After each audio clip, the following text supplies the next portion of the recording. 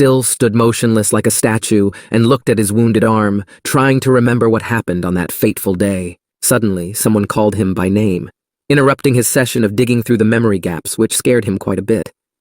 It seems that his body was still tense due to stress or fear. Jong-woo turned toward the sound, and his face changed dramatically. He could not believe his eyes. It was some guy. He was smiling broadly and asking Jong-woo where the others were and why he was alone. Please support the channel, like and subscribe for new episode.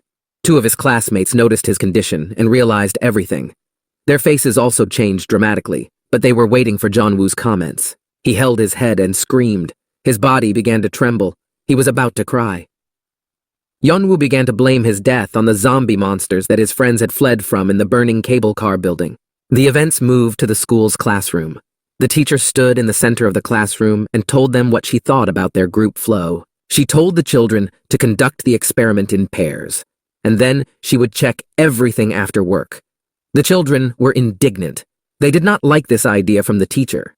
The class teacher said that if they didn't like it, she could replace the experiment with an English test. Jong-woo sat in the back and listened silently to what the teacher was saying. Unlike the other children, he did not resent it at all. All the teenagers got up and sat down at their desks when the teacher left the classroom. They were discussing who would do the experiment with whom, and just talking about their own business. Suddenly, a single camera guy came up behind him. He started talking to Yeonwoo about the experiment. He seemed to want to be paired with him. It turned out that it was Kim Jubin, his friend. He said that the experiment the class teacher had given them was easy, and added that school sucked. Jubin checked his phone and asked what ideas Yeonwoo had. If there were none, then the boy would be in charge of their pair. Yeonwoo said that he had no ideas and would like to hear what his classmate had to say. He also added that if Kim Jubin watched another animated movie, he would kill him, to which Jubin smiled and called Yeonwoo a snot. It seems that this name was given to him by his class. Kim Jubin said he had a brilliant idea. He was saying something about a cosplay event in Seoul. The guy kept looking at his phone, which may be why Jubin had poor eyesight and wore glasses. Yeonwoo called his friend a sick bastard. Jubin was amused, as was his friend. He asked who Yeonwoo was going to work with then, and the guy told him that he wasn't going to work with anyone. He planned to do nothing. The scene shifted back to the frog egg storage facility. Yeonwoo sat with his head bowed. One of his classmates asked if the rest of the class had left him and Kim Jubin there. They were outraged by what Yeonwoo had told them. Another classmate echoed the question and added that they had acted like real bastards. Yeonwoo recalled the picture of the rest of the class running out of the room and fleeing by jumping off the roof. It was the last time he saw them. The guy did not answer, was silent, and thought about his own. Anger gripped his body and mind. He also remembered Soyeon. She had seen him in the window of the building. Didn't the girl say anything to her classmate and not want to go back for him? He couldn't be angry with her. His feelings of sympathy took over, but he was still very disappointed in this girl. Classmates began to ridicule the rest of the class that had left Kim Jubin and Lee Yong-woo in the cable car building.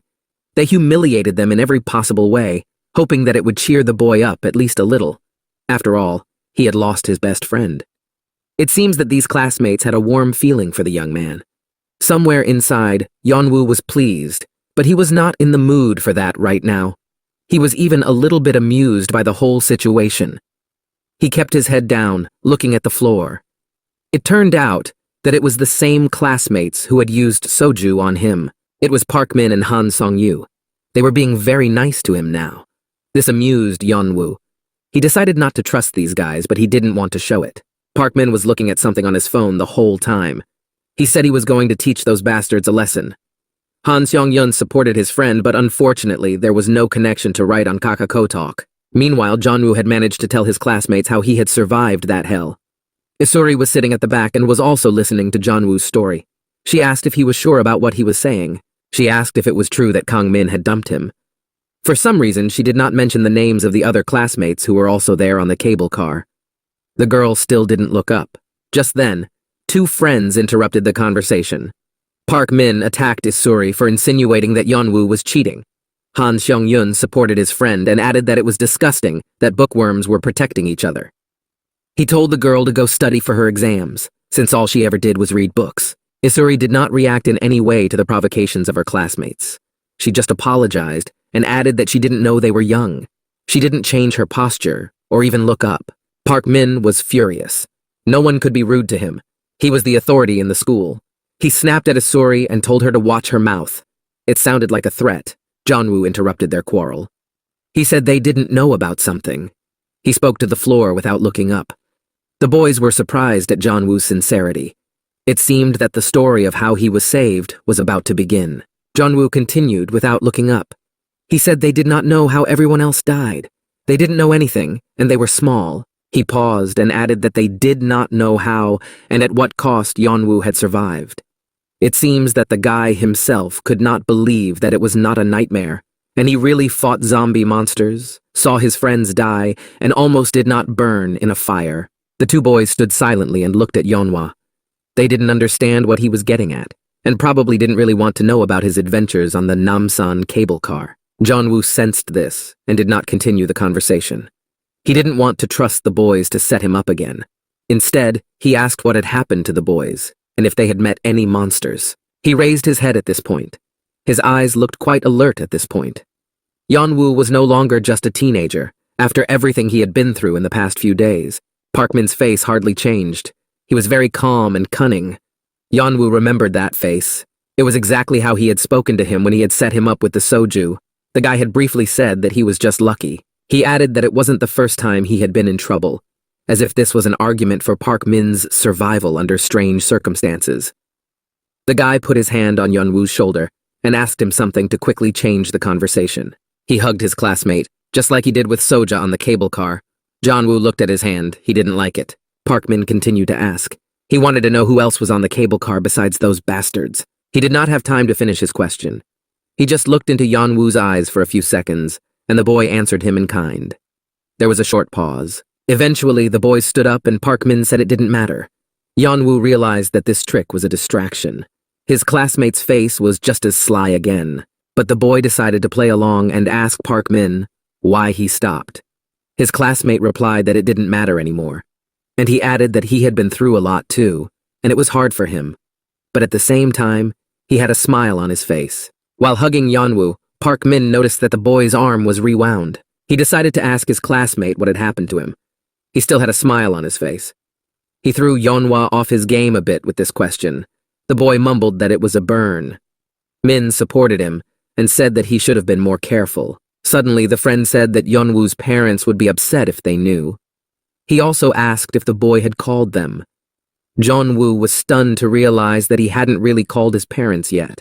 He became animated and told Park Min that he really hadn't called his parents yet. But the officer never brought his phone back, so Yeonwoo asked to borrow a classmate's phone. The first thing he did was call his mom. He walked away from the company. This fake conversation was already in the middle of his throat. His mother immediately picked up the phone. She seemed to be waiting for his call and did not let go of the phone. She asked him excitedly if it was Janwoo, even though she recognized him from the first seconds, but she wanted to be sure. There was a lot of noise in the background. The rescuers in protective suits were telling Yeonwoo's father that if he didn't move away, they would have to use force. It seems that the parents wanted to go to the Namsan cable car. The mother nervously repeated her son's name twice, thinking that he couldn't hear because of the noise outside. She also wanted the father to hear and come to listen to his son. Janwoo said he had lost his phone somewhere and that it was his friend's number. As soon as the boy's mother heard her son's voice, she immediately cried. The father came over and began to calm her down. The mother was constantly apologizing to Janwoo. She continued that when the highway near Seoul was closed, they left the car and walked to Yeongjae-dong. But because the virus was spreading too fast, many areas of Seoul were blocked off. So my parents couldn't get into the city. And when there was no connection, her mother didn't sleep at all because of her worries and stress. That's why she burst into tears when she heard her son's voice. This conversation calmed her down a bit. Janwoo's father was also worried. He asked the boy if he was okay and got a positive answer. But the boy could not tell them about his arm. He did not fully understand what was under the bandage. The events moved to the first aid post. The room was not designed for a first aid post, but we had to come up with something for the apocalypse. The doctor sat in front of Janwoo and said that tissue necrosis had begun. He said it as if it was something bad. He was indignant that the burn was only on his arm, even though it was a third-degree burn. A doctor in a blue coat and mask asked Yeonhwa more questions. He was interested in how exactly the fire started in the cable car building. It was all quite strange. Janwoo was in no hurry to answer. First, he had to think over his words to make the lie sound believable. He didn't want to say that he started the fire, even if it was to save his life. Setting fire to a building was heavily punished. Jong-woo decided to change the subject and leave the doctor's question rhetorical. He asked if his arm was okay, because the doctor's diagnosis was not clear to him. The doctor sensed the patient's somewhat anxious mood and said reassuringly that his arm would be fine and it would be over in a day or two. They had treated such burns before. The doctor added that everything would soon get better and that Jong-woo should not worry. I felt that the doctor was talking not only about his arm, but about the situation in the country in general. It is not clear who he wanted to reassure. He finally said that all the trouble was over and Jong-woo could relax. He was in a quarantine zone. Outside the window, he could see a big pile of fire trucks and rescuers. Jong-woo thought about the doctor's words that it was safe here, and that he should not worry or be concerned, because there were many soldiers in the room, and they were not in danger. The doctor began to complain to Jong-woo in a worried manner. He said that the news said that there were many people who had sought shelter here, but there were many of Jong-woo's friends. He criticized that the government was calling on citizens to die, adding that they were behaving like rats. Suddenly the doctor came to his senses and realized that he had said too much. He apologized to Jong-woo, saying that it was all just a joke and offered to end the conversation. As Jong-woo was leaving, the doctor told him to hold on anyway. He added that the patient would soon return home, and it was safe here. The doctor told Jong-woo once again not to worry, but the boy had already realized that the whole speech was not addressed to him, but to the doctor himself. He came out, bowed, and the nurses in blue coats called for the next patient. Jong-woo walked down the hall and looked at his hand. He looked at it for an indecently long time. If someone saw him, they would think something was wrong. He looked at her and thought that he had survived. He still could not believe it. His hand was a memento and a constant reminder of the nightmare he had experienced. Jong-woo thought about how he had risked his life but managed to survive. But suddenly his thoughts turned from heroic to anger and even rage. He asked himself the same question all the time. Why did his classmates do this to him? He didn't care about the others, but she did. Jong-woo was thinking about So-young. He knew that the girl had understood him correctly, but she hadn't helped the boy. He could have died. The young man survived not because of her, but in spite of her. The events moved back to the cafe where the rest of the class was hiding. At the table were Kang-min, Seo-young, and two new classmates who had recently joined. Even though the company was talking about something, the girl was absorbed in her thoughts. Kang-min and Kim Min-ju were discussing the path on the map to Seoul Station. The boy found the way between Myeongdong Station and the train station. Meanwhile, So-yeon sat on her phone and thought. She didn't even blink. It turned out that she was looking at a locked phone. Its screen was so black that even the girl's reflection was visible. So-yeon looked like a zombie from an American movie. Meanwhile, the events are returning to the hideout again. Jong-woo was returning from the doctor's office to the hall where the crowd was gathered. He was watched by Asuri, who noticed that he was staring at his hand and was very interested in why. Please support the channel, like and subscribe for new episode. Suddenly, the events moved to an apartment. There were traces of a zombie monster on the window, and no one was visible inside the room. Things were in their places, as if people had just been going about their business when they had to flee. The family hugged each other as if it were the last time. The mother clutched her son tightly to her chest so that she could not hear him crying so much. It seems that the family was hiding from the monster, but they failed and said goodbye, spending the last moments of their lives in love. Outside the window, they could see a whole army of zombie monsters. They were crawling either upstairs or into their apartment. The situation was tense. Even the flower pots seemed to be afraid and trembling with fear. The boy opened his eyes to see what was happening or to check that he was still alive. His eyes were filled with mucus. Suddenly, my mother opened her eyes in fright. She must have seen or heard something outside the window that shocked her. The monster outside the window opened its mouth and looked directly at the family, as if imagining how it would eat them. And immediately, the hideous giant zombie roared, letting them know that it had found its new victims. The events moved to a live news broadcast. A man in a suit was about to give his comments and warnings about the situation in Korea. He introduced himself as the President of the Republic of Korea. He said that at the time of filming, the capital of South Korea, Seoul, was facing the most serious surprise in the history of emergencies. After all, a virus unknown to the population had dealt a colossal blow to the country. However, the state is mobilizing all available and possible forces and resources to support isolationist events. They are also confident that after 3 weeks of quarantine, the cleanup of Seoul will be complete. The screen showed videos of special people burning all the monsters and their slime in the city.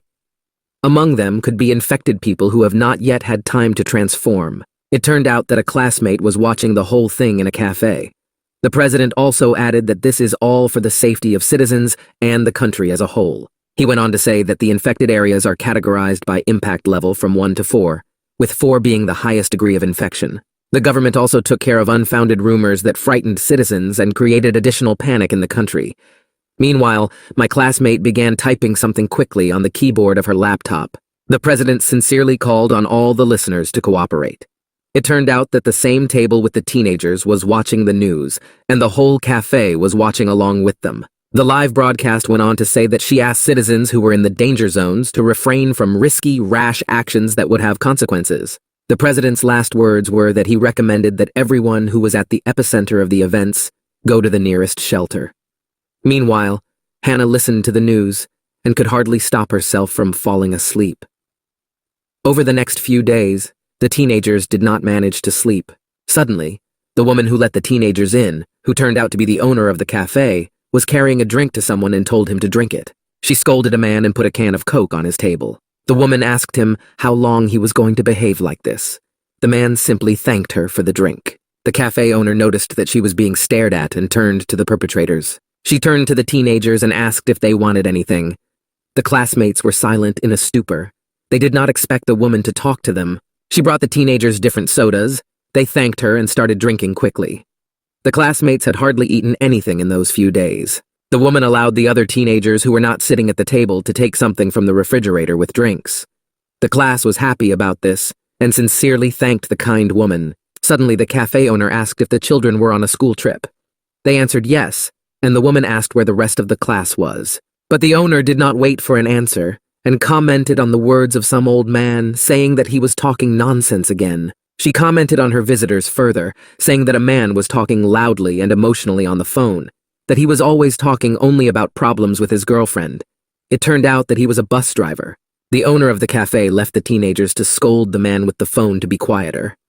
The woman was kind, but a little grumpy. Meanwhile, Kong Ming shared with his classmates that he had installed a mobile app that reported emergencies. He added that the program showed that the area where the teenagers were located was in the second of the 4 levels of danger that the president had talked about on the news. Only Kang Min and Kim Min-ju were really included in the conversation. The girl asked where the 3rd and 4th levels of danger were. Soyeon stared at the wall with a glassy gaze, floating somewhere in the clouds. Suddenly, her classmates who were sitting at the table with her began to call out to her. They noticed that she was not engaged in the conversation, as if her head was full of other serious thoughts. The classmate called Soyeon again, this time louder, which scared the girl quite a bit. She screamed, but returned to the real world, where a dangerous virus reigns and they have to save their lives. Kim Min-ju asked if Seo-young had heard what Kang Min had said. She added that they were in a 2nd-level security area. The girl didn't really know what to do with this information or how to react, so she just smiled a little in response. She seemed to find the information comforting. Kang Min asked Kim Min-ju if it would be better for them to go to Seoul Station. The girl countered with a question about whether the news had said anything about help, and whether it would be better for them to wait here in the cafe. Kang Min replied that it was just empty words. He asked when she thought they would come to rescue them. Kim Min-ju started to say that the news had said so, but she was interrupted. It was Ji-sun. She was lying with her head on the table, holding her phone. She told her classmates that she could not reach her parents. She sounded sad and scared, worried about what might have happened to her parents. Kim Min-ju quickly began to support her friend, saying that everything would be fine. It was just that there was no connection. Ji-sun said she hoped her parents were okay. Meanwhile, Soyeon was still holding the phone in her hands and staring at it. It was as if she couldn't decide to do anything. Her heart started beating faster, and her blood pressure rose. She was breathing loudly and still looking at her phone. Suddenly, she abruptly put the phone down on the table with the screen facing up. So-young had been wanting to call Yeonwoo all along to see if he was okay, but she couldn't. She didn't have the courage. She looked at Kang Min and Kim Min-jae and thought that Yeonwoo probably wouldn't have taken her call. He probably hated her. So-yeon was feeling very heavy at heart. After all, Jongwoo had saved her more than once. She hated herself a lot for not doing anything, and they left Jongwoo. So Young thought that Yeonwoo could be dead by now and cried. But even if her classmate had survived, she was still the only one who had abandoned him. Meanwhile, blogger Honmi decided to broadcast live for her channel. She greeted her subscribers and happily began to talk about the latest news from her life. Kang Min explained to Mingju that Honmi had created a survivor's blog yesterday and her viewership had skyrocketed. Her followers wrote words of support in the live chat and asked how she survived the bus. Honmi said that the audience guessed where the girl was now. She had a smile on her face. She could professionally put her real emotions on the back burner when the camera was on. Someone in the chat room started writing that they had seen the menu. And after that, there was speculation that the girl was in a restaurant or cafe with her class. Honmi confirmed her viewers' guesses and said that the owner of the restaurant had saved them and that she was the reason they survived. She then pointed the camera at the next table. There was a bus driver and a serious man holding his head with his hands. The blogger said that these two also survived. Someone from the live stream asked if Honmi could say hello to them, and the girl replied that it was impossible because the atmosphere in the establishment was not good. The man behind her covered his arms even more. Meanwhile, Honmi thanked him for the 10,000 won donation. The man looked at the blogger. He seemed to be very annoyed by what was happening. He didn't look very friendly himself. You could see a ring on his hand. The subscribers noticed the headman Kang Ji-hoon. He was looking out the window. The viewers asked Honmi to send him greetings. She asked Ji-hoon to look at the camera and said that if he made a heart with his hands, she would get another 10,000 won, to which the friendly starosta pointed his middle finger at the camera. This gesture angered Honmi, because she could have been banned from the live broadcast for doing so, and she valued her channel and reputation. An old woman who owned a restaurant walked by the blogger's girlfriend. Unfortunately for her, Honmi noticed the woman and wanted to film her for her channel to show her subscribers her savior. She started pestering my grandmother to do an interview with her, but the woman didn't even know the word. She was just trying to do her job. Eventually, Honmi filmed the restaurant owner for her blog. The girl began to tell her that she had saved them and asked her grandmother to say hello to her subscribers. She said hello, but didn't understand who she was talking to. Honmi began to rush her grandmother a bit and asked her to introduce herself, as her classmates had done during the tour. The restaurant owner told her that she couldn't do that. Honmi kept up with her. Suddenly, someone called out to her in a not-so-friendly voice. Honmi turned toward the sound. That was the serious man who had his hands over his face. Now he was sitting openly and said rudely that Honmi should immediately turn off her live broadcast and swore. He added that they were not here for fun and games. The man's tone was quite serious, but Honmi reacted in her own way. She said on camera that there was something wrong with this man. She was outraged that he was telling the girl what to do. She mocked the man, but he could not stand this attitude. He began to get up from the table and call the girl in an even ruder and more serious tone. He made a lot of noise and sounds as he got up from the table, which attracted the attention of the other diners. Everyone turned around and watched what was happening. He came close to Honmi. It scared the girl. Didn't this man know about personal boundaries? He asked her in a rude tone if she didn't understand what he was saying. His face was as relaxed as possible and his voice was very dictatorial, as if he was speaking to his subordinate from his mouth. The man added that when he asked Honmi to stop doing something, Honmi had to fulfill his request, or rather an order. But the girl was silent. She just looked at the man with wide eyes. It seems that this silence irritated him, and he switched to Matt and shouting. His face immediately changed and became angry. It seems that the man was very hot-tempered. This scared Honmi even more. All she could say was a scream. Her eyes widened even more, and she stood in a stupor, looking into the man's evil eyes. Suddenly, someone appeared in front of the girl and began to cover her with his hands, pulling her away. This shocked the man, because it was his conversation with Honmi, and no one was supposed to interfere between them. He clearly did not like this course of events. It turned out that it was the headmaster, Kang Ji-hoon. Surprisingly, he behaved like a true gentleman and the head of the class, defending his classmate. He looked the man in the eye and asked Honmi what had happened here. Ji-hoon did not speak to the man. Honmi began to complain that the man had threatened her. The man replied in a sweary tone that this had not happened, and that he was just asking that the girl turn off the broadcast, to which the headman, Kang Ji-hoon, said that they would turn it off. His answer was exhaustive. He continued that he would turn off the broadcast himself, and that the man had nothing to worry about. Honmi, on the other hand, had already completely hid behind the elder Ji-hoon. The man responded to the boys' boldness by saying that they were just stupid, ill-mannered children. However, the man's tone and expression changed and became calmer. He realized that he was no longer facing a defenseless girl who could be attacked. Suddenly, the grandmother, the owner of the restaurant, intervened in their fight. She was screaming and swinging at the man, asking what was wrong with him and why he was taking it out on these innocent children. The man sincerely did not understand what was wrong.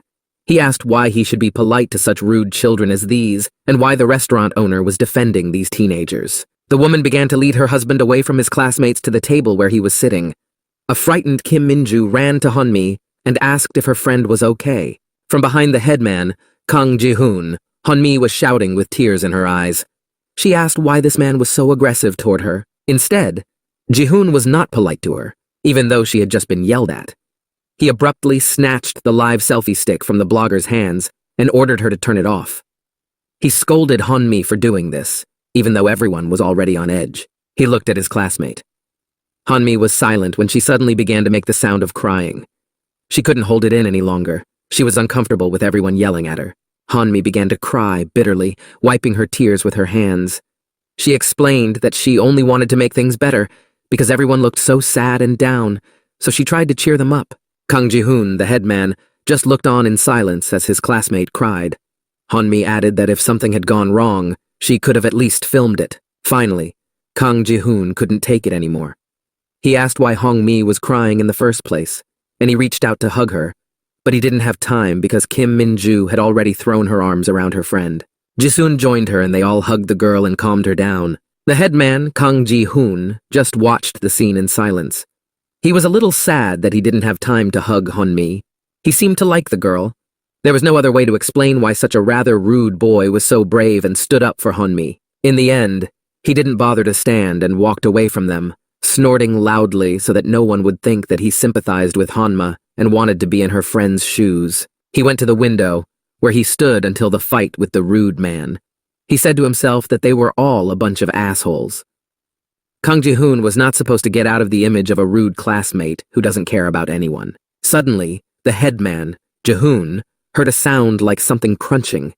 His expression changed dramatically. His eyes grew big and his heart beat faster. Even if he wasn't pretending, the boy was still afraid. Maybe more so than the girls. He abruptly jumped away from the window and began to fall to the floor, shouting all the swear words he knew. By doing so, he frightened and panicked the other patrons of the restaurant. They screamed and started asking what Kang Ji-hoon had seen outside the window. Suddenly, something started to appear around the corner. Its eyes glowed yellow. It had ears, and it was small. In the window of the cafe, visitors noticed a piece of someone's red tail. When the teenagers realized that it was just a very brave cat, their faces changed and relaxed. The danger was over. A cheeky red cat was sitting outside the window in front of them, looking well-groomed. The animal started looking at the visitors and meowing to be opened and fed. Suddenly, the owner of the restaurant rushed to the door and shouted the cat's name, Sundok. It seemed to be her pet. The grandmother fed her pet, and the cat purred gratefully in response. The owner of the restaurant spoke to the cat as if it were a real person. Her voice sounded very sweet. She wished him a good meal. The old lady seemed to have problems with her children. Suddenly, the bus driver began to get indignant, shouting words from behind my grandmother. He was saying that it was not worth it for all kinds of vagrants to come inside and roam around the restaurant. He said it could be a big problem, to which the owner of this establishment told him to close it. After all, it was her restaurant, and she decided who to let in and who not. The grandmother's cat seemed to understand what the bus driver was saying and hissed at the man. The owner of the restaurant liked her pet's response, so she rewarded him by petting him. The cat responded by purring happily. The teenagers joined in. Hanmi started filming it. The cat turned out to be a real thief of women's hearts because no one could resist his mercy. But my grandmother went to the window. It was as if she was waiting for someone else and looking out. Ji-soon asked the restaurant owner what had happened and why her grandmother was looking out the window. She replied that she did not see Gimson, because the two cats always walked together, and this time Sundok came alone. Perhaps something happened to the other cat. The events moved to the roof of a building, where a red cat, most likely Gimson, was sitting and licking himself so that he could come to lunch clean. Suddenly the cat heard something that caught his attention. It was a pigeon that got caught in the white mucus of the frog eggs and couldn't get out of the trap, so it kept flapping its wings and making a lot of noise. It was this noise that attracted the cat's attention. Gimson went to the pigeon, perhaps to make it his dinner. Meanwhile, the bird is completely covered in frog eggs. The cat saw its prey, and its animal instincts did not allow it to simply pass by the victim in distress. The events are again transferred to the restaurant, which was a temporary shelter. Grandma asked about Seoul Station. She looked quite surprised. The teenagers stood next to her, and Kim Minju told them that they had to get to a shelter near this Seoul Station, adding that the news was all about it. Kang Min looked at his phone and said that it was no longer safe for them to stay at the restaurant. He also said that according to the map, it would only take 20 minutes to walk to the station, which wasn't that far. The grandmother tried to convince the teenagers that her restaurant was quite safe, even though it was on the ground floor and had many windows, and the roads were littered with zombie monsters and the frog egg virus. It was much more dangerous. Kang Min agreed with the owner of the establishment. The problem was how they were going to get to the station. Walking was too dangerous. Even a minute on the street could cause irreparable damage. Suddenly, another man spoke up and called the teenagers stupid kids. He caught their attention and asked why they were so timid. So far, the teenagers did not understand the pathos of the man's speech and just looked at him in silence, waiting for him to make a speech. He added that the bus driver stood right in front of him and smiled with all 32 of his teeth. The man really looked like a bus driver because he was wearing a suit. They all looked out the window now. The driver told them that there was a road in front of them, along which the teenagers had come. He said there was a bus parked about 50 meters away. It turned out that it was his bus. He thought aloud further. Perhaps his bus was still clean, with no surprises in the form of ugly monsters inside. He said Mount Namsan was the destination, but none of the passengers had returned. The problem was that the virus was raging everywhere, and if the bus driver's memory was correct, there were several monsters in the neighborhood. So getting to the bus was a bit of a challenge. A rude man approached the group. He was listening to their conversation and seemed to want to intervene. He turned to the restaurant owner and asked if she was selling alcohol. His voice was as calm as ever. This question threw the old woman into a stupor. Was this man an alcoholic, and was he going to get drunk and start raging? How could he think about drinking when they were all in this situation? My grandmother brought alcohol to her husband, and he started stuffing a piece of paper into the neck of the bottle. The restaurant owner was frightened and shouted at the man, asking him what he was doing. The man calmly replied that it was a Molotov cocktail. It turned out that he was a soldier in the avant-garde. That's why he had this kind of knowledge. He added that according to the news, his weakness is fire, so they had to at least try. The bus driver supported the military man's idea. After all, the Molotov cocktail could be thrown from a distance, which was quite safe. He praised the man. The action moved to a storage room where there was a warehouse of all kinds of things. The man was pouring gasoline into his cocktails. Hanmi quietly approached him. It was clear that she wanted to tell him something. She addressed him in a polite and friendly manner in the Hanmi style. She asked him if he had a hard time putting it together and offered to help. Such an unusual request from a young girl shocked the man a bit, given the fact that they had recently had a fight. He replied that he did not need help. After all, children should not have to deal with such things. Hanmi replied that she was quite good at collecting such things.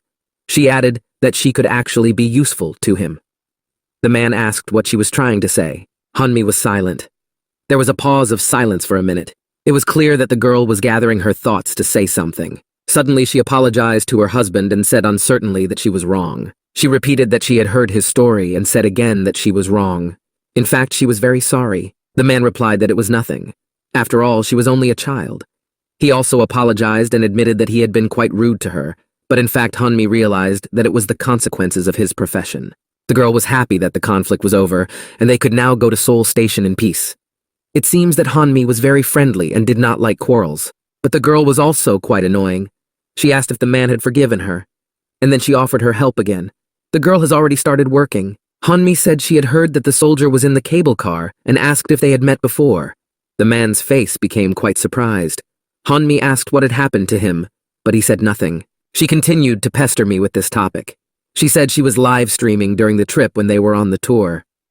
Hanmi started asking that if the man was on a date with his girlfriend on the cable car, the man would have closed the door. The soldier's face changed dramatically. I could feel that he was angry and very upset inside. Hanmi couldn't see the man's face, and he didn't answer. He was silent, so she asked again, letting him know that she was waiting for an answer. But the soldier seemed to be flying somewhere in his thoughts, so he continued to be silent. Then Hanmi apologized and said she was talking nonsense again. But suddenly the man answered her. He said that it was not a girl with him, but his fiancée. The soldier was talking to Hanmi, but he was looking at the wall. His face was clenched. It was clear that he did not want to show his emotions and what was in his heart. Honmi's face changed dramatically. She was sorry that she had raised such a sensitive and painful topic for the soldier, but at the same time she was happy because she realized that the man was not so bad.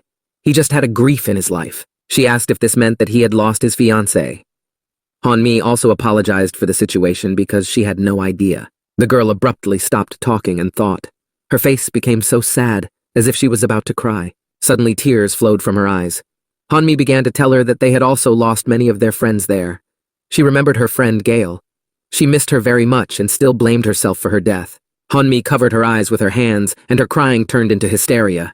She said that she didn't think something like this could have happened during their trip. She began to say her friend's name.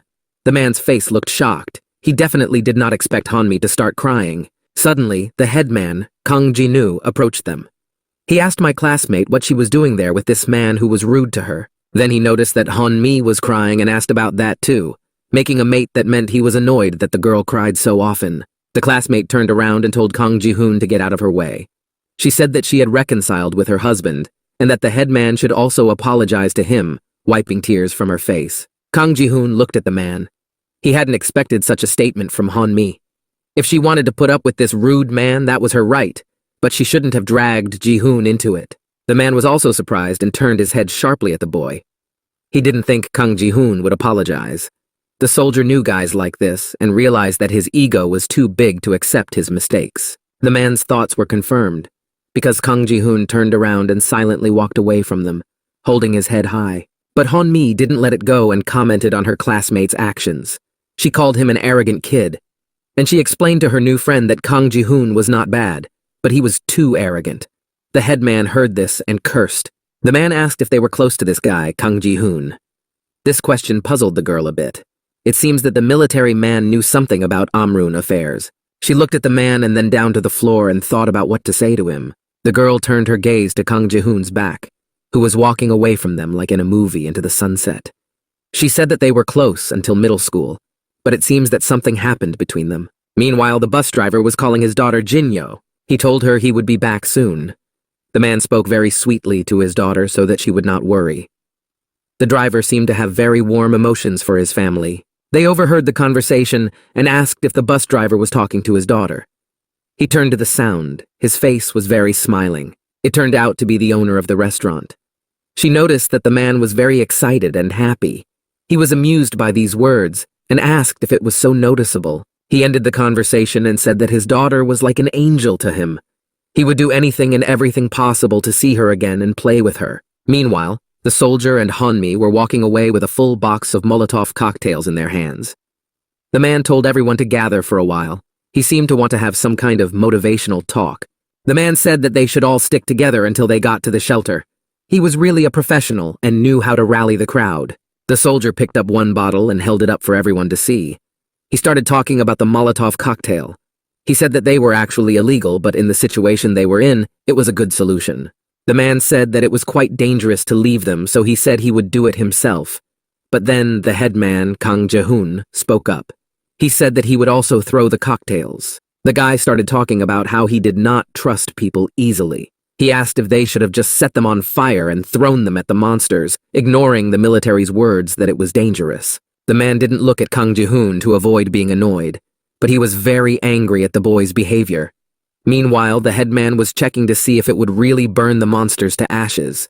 The soldier exhaled and said that the fire might stop and the fuel might run out. It was too dangerous. His face betrayed the stupidity of Kang Ji-hoon's actions. The guy told him that this was not the main problem. After all, there are a lot of annoying, ugly, and dangerous zombie monsters around. He began to prove to the man that they were not small children, and therefore everyone would throw Molotov cocktails. And if not, he would throw them for everyone. Kang Ji-hoon's actions proved the opposite. He was still a child and behaved recklessly. The soldier took another big breath and yelled at Kang Ji-hoon, calling him an asshole. Still, he couldn't stand this showmanship from the boy. Eventually, the man agreed and said that they would share all the Molotov cocktails. But for the restaurant owner, it was really too dangerous, so the man refused to give her the cocktails. However, she did not object and said that everything was fine looking out the window. She did not turn to face them and added that they had to go without her. Hanmi immediately threw herself at her grandmother with hugs and her sincerity. She tried to persuade the restaurant owner to let her go with them, but her grandmother said that was not necessary and that she would only be a burden to them. A military man joined the conversation. He asked if the owner was going to be okay and added that it would really be better for her to go with them because the restaurant was quite dangerous, given that it was on the ground floor. But the man did not have time to finish his sentence. The old woman interrupted him and said that everything would be fine. They all needed to get to the shelter as soon as possible. Hanmi hugged her even tighter and asked her in a sad voice why she didn't want to go with them, assuring her that her grandmother would not be a burden to them. She replied that this place had been her home for 30 years. The owner of the restaurant added that the prostitutes shouldn't worry, they should leave quickly. Everyone approached the kind woman and thanked her for everything she had done for them. The soldier promised to send a rescue team to her. Everyone gathered. It was time to leave. A soldier stood at the door with a Molotov cocktail in his hands and said he had to check everything first before they left the restaurant. Suddenly, he noticed a monster in the window, walking and growling. He was a potential danger and would most likely attack them if they left the restaurant even after a while. So the soldier threw 2 Molotov cocktails at him. The zombie monster caught fire. The ammunition hit the target. Everyone else stood outside the door and watched the monster burn. Hanmi hid behind her husband's back. He turned to the others and said with a serious face that everything was now clear and gave the command to move. It was clear that the soldier was at ease. He continued to command them to prepare everything they wanted to take with them in advance. He wanted everyone to run out at the same time and quickly get to the bus. Kang Ji-hoon was clearly unhappy. He did not like the fact that a man was in charge. After all, it used to be the head man who was in charge. Meanwhile, the soldier asked who would carry the Molotov cocktails in the box. Suddenly, Soyeon spoke up. She started asking if everyone remembered what she had said to her classmates earlier. She wanted to settle the matter before they left the room. Ji-hoon immediately understood what she was talking about and turned to the girl. He abruptly closed her mouth and rudely told her that he did not want to listen to anyone's whining. He was addressing So-young, adding that she should not be a hindrance to them, although he added in his words that he was not addressing anyone in particular. Kim Min-ju attacked him. She yelled at her classmate and said that he was being too defiant. Even his friend Kang Min defended Seo-young and said that Kang Ji-hoon had crossed all the boundaries. The girl was just silent, shocked by the boy's reaction. In response, the headman Kang Ji-hoon told Kim Min-ju that she did not know what she was talking about, because she was not with them on the Namsan cable car. Soyeon looked at the floor in fright, thinking about how stupid they were. Her eyes widened and she was afraid for her friend Yeonwoo. She wondered if Kang Ji-hoon's words were about Yeonwoo or herself. She began to worry. After all, her leg was still injured. Did he think she was a weak excuse because of that? After all, the girl never lagged behind and never complained about her leg.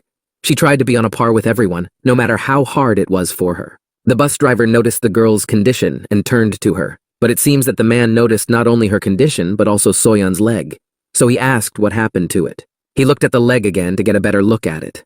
The wound was quite fresh and deep. Because it was a knee, it was constantly bending and straightening, so the wound could not heal properly. The bus driver looked at Soyeon sympathetically and suggested that she must have been in pain. He was worried about the girl. He said that even if her leg was fine now, she still had to be careful. She didn't know how to react to this, so she just nodded. It was strange to her that her friends were not worried about the girl at all, and some of them hinted at her weakness, while strangers showed sympathy and care. Meanwhile, the soldier had already given the command to flee. He was immediately followed by Hanmi and Kang Min with a box of Molotov cocktails. The restaurant owner even came out of the restaurant and said that they were careful and took care of themselves. She was an amazingly sweet and kind woman. They ran and thanked her for everything again. The soldier again ordered everyone to run after him as fast as possible. The last to go were Seo-young and Kim Min-ju. The man continued to give instructions. He told them not to run close to buildings, but to stay in the center of the road. And if zombie monsters appeared, they had Molotov cocktails for that. He went on to say that the Molotov had to be thrown so close to the ground that the bottle would break, and that you had to watch out for pigeons and stay away from them as much as possible. The people in the back had to cover the rear, and each person had to look at all 4 sides. Suddenly, the bus driver started stopping the soldier and reaching out to him. It seems that he saw a zombie monster ahead of them, which was eating the unfortunate cat on the ground. Suddenly, the ugly giant saw the crowd running toward him and growled, trying to intimidate people. The monster felt that he could not cope with so many people. As here, the headman Kang Ji-hoon and a soldier swing their cocktails at a zombie monster. They flew straight to the target, and the ugly giant caught fire. They dealt with it quickly enough, and the monster no longer posed any danger. The man looked at Kang Ji-hoon strangely. The teenager's eyes were full of anger and rage. Chief Ji-hoon said lightly that it turned out that the zombie monsters were nothing. It seems that he concluded from one blow of a Molotov cocktail that these nasty giant creatures are weak opponents. So the guy ran forward, carrying another cocktail in his hands. A soldier shouted at him in the back to come to his senses and not to do anything stupid. The restaurant owner was watching them closely through the window. Suddenly, she saw something that made her eyes widen and her mouth drop open. She noticed her ginger cat, Gimson. He was walking calmly between the houses. Without hesitation, my grandmother immediately ran to her Gimson and pounced on him, asking where he was. But she stopped for a second.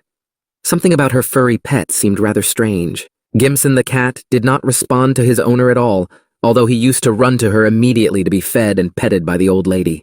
The restaurant owner's eyes widened dramatically, and for some reason she began to feel threatened by her cute pet cat, who had never hurt a fly before. But then the cat answered his caring owner and meowed politely. And then the grandmother calmed down and her anxiety subsided. She affectionately called her furry pet to her to have a delicious meal with her. For some reason, the cat started scratching his paw hard. This scared my grandmother again, as if she had noticed something very strange. It was natural for cats to scratch themselves with their paws, especially if they were walking outside. But suddenly, the cat started coughing heavily, as if something was stuck in his mouth and making strange sounds that he hadn't made before. The grandmother watched her pet with anxiety and shock. She could not believe her eyes. A pigeon, or rather the remains of a pigeon, began to come out of the mouth of her previously cute, fluffy pet. The restaurant owner's eyes widened to the size of oranges. She screamed the cat's name, not believing what she was seeing. Her cat's eyes darkened, and it began to make strange noises like zombie monsters. The old woman began to realize that her poor, innocent cat had probably eaten an infected pigeon and was now turning into a hideous zombie monster. The pet's face was covered with the frog egg virus. The animal's gaze showed that it looked at its owner not as a friend but as prey. It was no longer her cute cat, but a zombie monster that wanted to eat her. Meanwhile, the fugitives had almost reached the bus, with the headman, Kang Ji-hoon, running ahead because he considered himself independent. Suddenly he screamed and swung a Molotov cocktail. It turned out that he was throwing it at a zombie monster that was on their way. The guy hit the mark, so the ugly giant caught fire and posed no threat to life. Several hideous zombie monsters were burning right in front of the bus. The fugitives stopped to analyze their plan of action, even though Kang Ji-hoon was rushing forward. So the headman approached Kang Min and asked him to give him more Molotov cocktails, boasting that after the fourth kill, these zombie monsters did not look so scary and strong anymore. To which his friend replied that he was an idiot and had to concentrate, because they were not playing games. But the headman, Kang Ji-hoon, did not listen to him. He ran screaming with another Molotov cocktail toward the monsters, which were not even visible on the horizon. Everything near them was on fire. Others called him a psycho and said that he could have just as easily burned everything here and not wasted supplies.